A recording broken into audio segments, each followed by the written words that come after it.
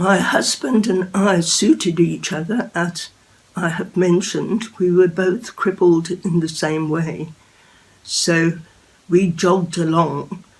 The pattern we developed when we'd bought our house was he had his sessions at the local flying club on a Friday night and Sunday night when he got really quite drunk, and I was going to church. So in that sense, we were leading separate lives.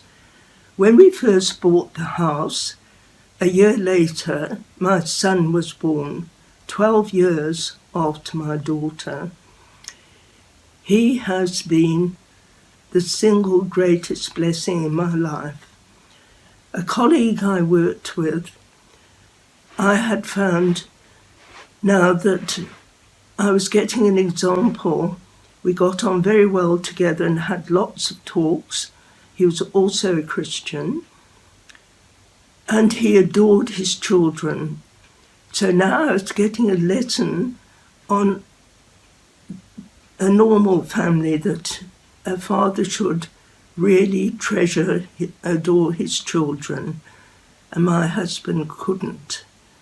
As the years went on, I realised how badly crippled he was and what the psychiatrist meant when he said, "Your husband is much sicker than you are, but I can't help him because he can't talk." That was the tragedy. Psychotherapy only works when people are able to speak about their life, their past, how they're feeling, and things start to come out and they begin to digest what has happened to them and get rid of that mental and emotional indigestion so many of us have suffered from and is so common. During this time, I had some remarkable experiences with God using me. On one occasion, I went with my husband to a friend from the flying club. We took my son with us. When we got there, it was the usual scene of people who drank a lot. I was completely at a loss in a situation like that. I never felt safe amongst people drinking too much because the inhibitions go. And I'd had so many experiences of other people's husbands approaching me, the same as other people's wives approached my husband. It seemed to go hand in hand with lots of drink. The moral code disappeared. So now I was wandering around in that house, wondering what to do, and I heard somebody arrive speaking in a very loud voice, speaking to his wife, and I thought, oh dear, there's somebody I must avoid. So I went to the kitchen and sat down thinking, well, that's the best place. Well, lo and behold, this particular man who'd arrived came and sat next to me, and I thought, what shall I do, Lord? What shall I do? And I thought the quickest way to get rid of you is to say, which I did, I'm a Christian. I thought, now he'll move like lightning. I was astonished when he turned to me and he said, I have been in the Merchant Navy. I have travelled to many, many places, and I have never found what you've got. Well, of course, my heart was moved. I realised something was happening. I said to him, well, it's very easy, very simple. I can help you. He said, yes, please. So I said, come with me. And we went out of the back door into the garden and sat on the garden bench. My husband stood in the doorway, propped up, watching us. And I said, well, Father, here we are. I said to this gentleman, "You must make your own choice." And he did. I explained to him, and he then asked Jesus Christ, the Son of God, to live in his heart and save him. I then said, "Well, Father, he's now your child." And I got up and went back in the house. I did notice, as the evening wore on, that this man never sat down and never took a drink while we were there. Well, some months later, I said to my husband, "How is Bob? What's happening with him?" He said, "Oh, we don't know. We haven't seen him for months." So God again confirmed he had reached out for this man.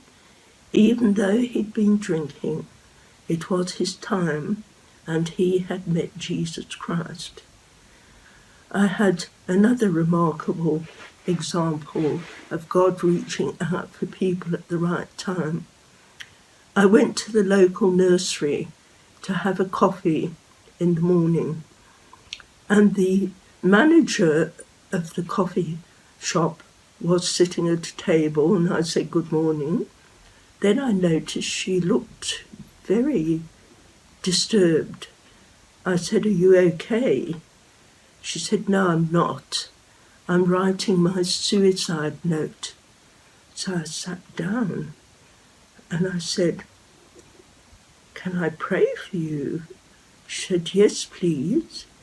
So we laid it all before the Lord and asked him to take over the situation. She had a bipolar daughter of about 16 or 18 years of age who was very severely affected and would pass out on the floor for hours. So she was really suffering from tremendous stress, trying to help her daughter and look after her and make sure she ate and all that sort of thing. So we put it all before the Lord. Later on, I found out her daughter had gone down to the coast to the grandmother, and her health was improving all the time. And of course, her mother now was relieved of this terrible stress, and she had got her balance back. That was another amazing incident.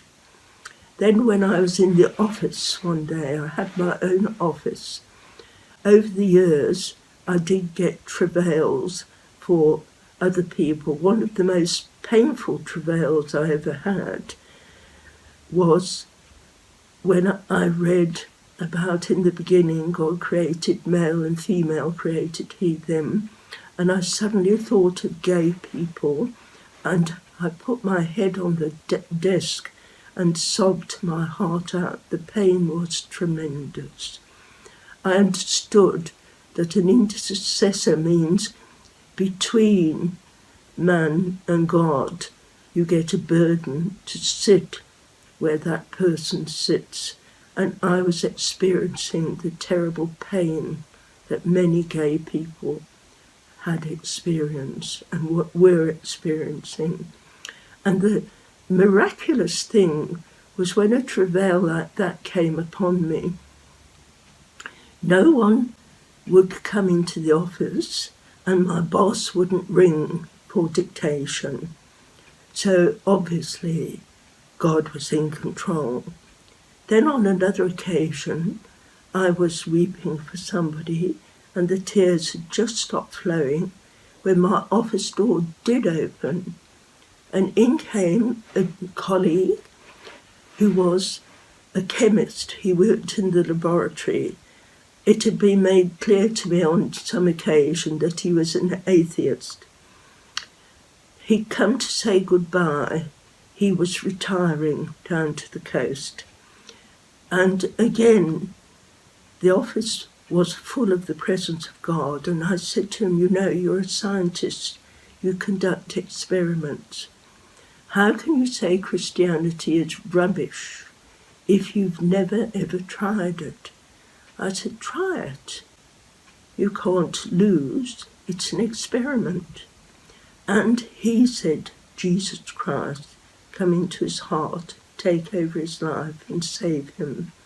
And I never saw him again. He did move to the coast. But I believe God has shown me it was a true conversion. This man's life was turned around, like mine has been turned around. So this is how God works. Now, when eventually I realised that something was happening as regards my marriage, we were not getting closer, we were drawing further and further apart. And I was finding I was changing from being this person who'd been a carpet, a rug for my husband. He was dominant, was now no longer so dominant.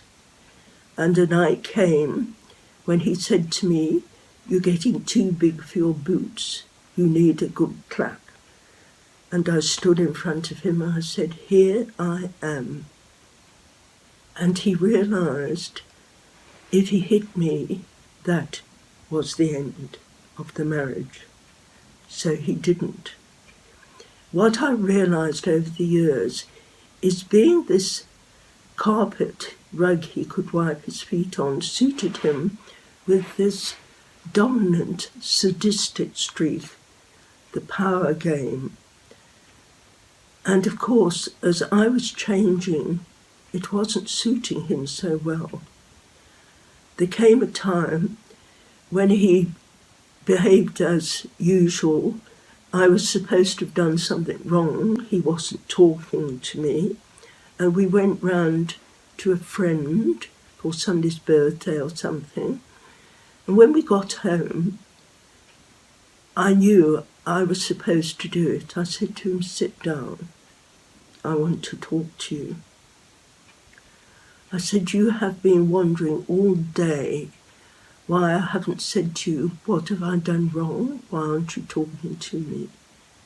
I want you to know I couldn't care less."